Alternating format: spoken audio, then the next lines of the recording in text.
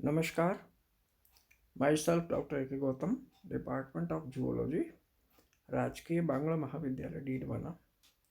आज के इस व्याख्यान में मैं बीएससी सेकेंड ईयर जूलॉजी के फर्स्ट पेपर के विद्यार्थियों के लिए और सेकंड पेपर के विद्यार्थियों के लिए जो टॉपिक मैं आज शेयर कर रहा हूँ बीएससी सेकेंड ईयर जूलॉजी के सेकंड पेपर के अंतर्गत सम्मिलित है, फिजियोलॉजी में, जो कि बहुत महत्वपूर्ण और इम्पोर्टेंट क्वेश्चंस हैं और साथ ही मैं उनके आंसर्स भी आपके समक्ष प्रस्तुत कर रहा हूँ। जैसे पहला प्रश्न है कि मेम्ब्रेन परमेबिलिटी क्या है, झिल्ली पारगम्यता क्या है। What do you mean by membrane permeability? तो आंसर क्या होगा? प्लाज्मा झिल्ली द्वारा सेल्स के भीतर से बाहर तथा बाहर से भीतर की ओर पदार्थों के प्रवाह नियमन होता रहता है तथा यह वर्णात्मक प्रकार की पारगम्यता होती है या पारगम्यता दर्शाती है। अर्थात यह कुछ पदार्थ जैसे oxygen, carbon dioxide, water molecules को मुक्त रूप से जाने देती है, जबकि कुछ आयन प्रोटीन्स को रोक देती है। इसको कहते हैं सेल मेम्ब्रेन परमेबिलिटी। आप जानते हैं कि सेल की जो कोशिका झिल्ली होती है वो सेलेक्टिवली परमिएबल होती है, वर्णात्मक पारगम्यता होती है। वर्णात्मक का मतलब होता है कि कुछ निश्चित मॉलिक्यूल्स को खोजती है, छांटती है और उन्हीं को ही एक एंड से दूसरे एंड पर ट्रांसमिट करने में हेल्प करती है। तो ये होती है झिल्ली पारगम्यता। दूसरा प्रश्न है कि पित्त वर्णक के नाम लिखिए। आंसर क्या होगा? बाइल पिगमेंट जो होते हैं, बिलीरुबिन होता है और बिलीवर्डिन होता है। तो ये दो जो हैं पित्त वर्णक हैं जिनका आपको नाम याद रखना है। तीसरा प्रश्न है ग्लाइकोलाइसिस क्या है? What do you mean by glycolysis? तो उत्तर लिखेंगे, यह अनाक्सिक श्वसन है जिसमें एक ग्लूकोज मॉलिक्यूल के विघटन से दो पायरुविक अम्ल के मॉलिक्यूल बनते हैं और इस क्रिया में ऊर्जा एटीपी उत्पन्न होती है। यह कोशिका द्रव्य में पाई जाती है।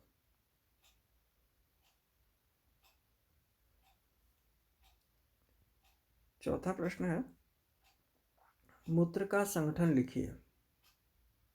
आंसर है जल 96% होता है, यूरिया 2%, अकार्बनिक लवण 1.5%, कार्बनिक लवण 0.5%, क्रिएटिनिन 0.5%, यूरिक अम्ल 0.2% से लेके 0.5% तक, हिप्यूरिक एसिड 0.5%, अमोनिया 0.25%। अगला प्रश्न है तंत्रिका आवेग क्या होता है, नर्व इम्पल्स क्या होता है? इसका उत्तर होगा किसी उद्दीपन के फलस्वरूप तंत्रिका कोशिका या एक्सॉन भाग में होने वाली भौतिक तथा रासायनिक क्रियात्मक तरंग उत्पन्न करता है। इसको तंत्रिका आवेग कहते हैं। मतलब किसी स्टिमुलस के फलस्वरूप नर्व्स, सेल्स या एक्सॉन भाग में होने वाले फिजिको केमिकल वेव्स उत्पन्न होती हैं और इनको हम नर्व इम्पल्स कहते हैं। विराम कला विभव क्या होता है, रेस्टिंग मेम्ब्रेन पोटेंशियल क्या होता है? इसका उत्तर है जब तंत्रिका आवेग का संचरण न हो रहा हो, मतलब नर्व इम्पल्स का प्रोपेगेशन नहीं हो रहा हो, तब न्यूरॉन के बाहरी और भीतरी तलों पर आवेश में जो परिशुद्ध अंतर होता है उसे विराम कला विभव कहते हैं। अगला प्रश्न है वैसोप्रेसिन हार्मोन के कार्य लिखिए। उत्तर होगा यह पीयूष ग्रंथि के पश्च भाग द्वारा स्रावित होने वाला हार्मोन है। पिट्यूटरी के पश्च भाग द्वारा स्रावित होने वाला हार्मोन है जो जल की मात्रा को नियंत्रित करता है और यह कुंडलित भाग तथा संग्रह नलिका के जलीय पारगम्यता को मूत्र नलिका के दूरस्थ एंड पर नियंत्रित करता है। इन भागों से पानी के अवशोषण को बढ़ाता है, जिससे अधिक सांद्र तथा अति परासरणीय मूत्र का निर्माण होता है। इसी प्रकार से प्रश्न है कि कुल फुफ्फुसीय सामर्थ्य क्या है, टोटल लंग्स की कैपेसिटी क्या होती है, क्या कहलाती है। तो उत्तर होगा इसका, वायु की कुल मात्रा जो फेफड़ों में समा सकती है कुल फुफ्फुसीय सामर्थ्य कहलाती है। वायु की कुल मात्रा जो लंग्स में समा सकती है कुल फुफ्फुसीय सामर्थ्य कहलाती है। कुल फुफ्फुसीय सामर्थ्य टोटल TLC या टोटल लंग कैपेसिटी, सजीव सामर्थ्य VS या वाइटल कैपेसिटी प्लस अवशेषी वायु मतलब रिजाइडुअल वॉल्यूम RU होती है। इसी तरीके से प्रश्न है, कार्डियक साइकिल को परिभाषित कीजिए। बहुत इंपॉर्टेंट क्वेश्चन है ये। हृदय चक्र को परिभाषित करें। उत्तर होगा, हृदय की धड़कन चक्रीय होती है। एक धड़कन हृदय का सिकुड़न तथा फैलना समाप्त के बाद दूसरी प्रारंभ हो जाती है। एक धड़कन के प्रारंभ से लेकर दूसरी धड़कन के प्रारंभ होने तक का जो चक्र है उसको कहते हैं हृदय चक्र। मतलब हृदय की धड़कन साइक्लिक होती है, चक्रीय होती है। एक धड़कन हृदय का सिकुड़ना और फैलना है ना, दोनों एक धड़कन के समाप्त होने के बाद दूसरी धड़कन मतलब सिकुड़ना और फैलना प्रारंभ हो जाती है। एक धड़कन के प्रारंभ से लेकर दूसरी धड़कन के प्रारंभ होने तक हृदय चक्र होता है। इसी तरह से प्रश्न है, कोशिकीय श्वसन को समझाइए।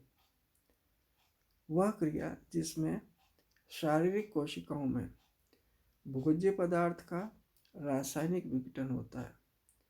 वह क्रिया जिसमें शारीरिक कोशिकाओं में भोज्य पदार्थों का रासायनिक विघटन होता है, जिससे जैविक ऊर्जा की प्राप्ति होती है।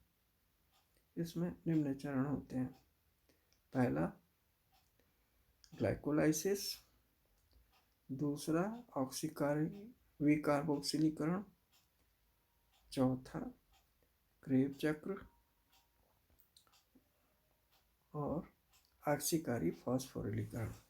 तो ग्लाइकोलाइसिस पहला, दूसरा ऑक्सीकारी विकार्बोक्सिलीकरण, तीसरा क्रेब चक्र और चौथा ऑक्सीकारी फॉस्फोरिलीकरण। तो ये होता है कोशिकीय श्वसन की बात। तो मैंने आज 10 प्रश्न आपको समझाए। कोशिकीय श्वसन क्या होता है, कार्डियक साइकिल को परिभाषित कीजिए, कुल फुफ्फुसीय सामर्थ्य क्या होती है,